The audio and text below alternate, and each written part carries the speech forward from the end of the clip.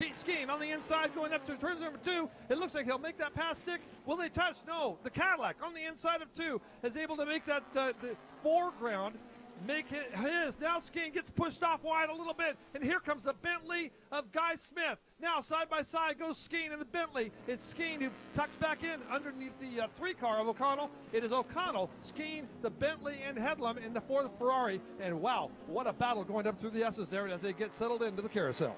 Great racing amongst those guys. They each gave each other just enough room and no more. No contact between them. And look at Mike Headland there. He's not a professional. He is driving as a professional, not in the GTA class for which he would be eligible. But he wants to match himself against the best, and he's doing that right here, right now. Doing that right now, and meanwhile, it is Jack Baldwin who goes up the hill out of sight towards turn number 2, who's aggressively pursuing Mark Wilkins in the 38 car. So that battle shapes up for 3rd spot in GTS.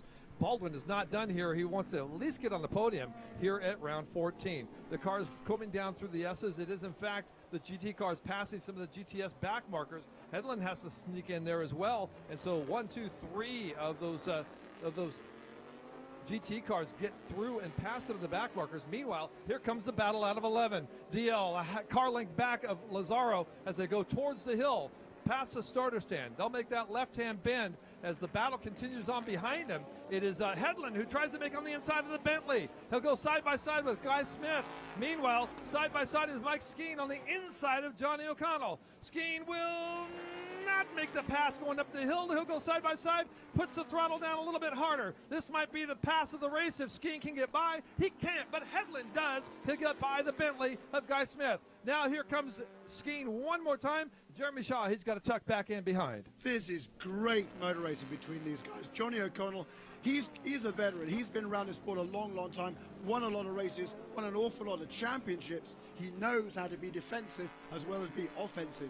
And he is doing a masterful job to keep, I think, the faster Audi of Mike Skeen behind him. Jack Rouse Jr., big explosion underneath that hood, possibly hits something. A lot of smoke as he goes down through the S's. And Jack Rouse Jr., the 60 machine in the Mustang, will have to relegate this race to the back of the books for himself. He won't be able to finish this one out. Meanwhile, a battle goes on in front. It is O'Connell who stays out in front of Skeen. They'll go side by side through the S's. Meanwhile, one of the McLarens, it looks like Thorne, gets pushed back, settled back. And as we look to the S's, we look for Skeen.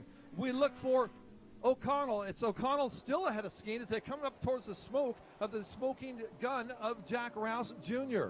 Wow, what a big change in the back here in that 3rd, 4th spot. And now one of the cars in the fence, it looks like one of the Audis of GMG, possibly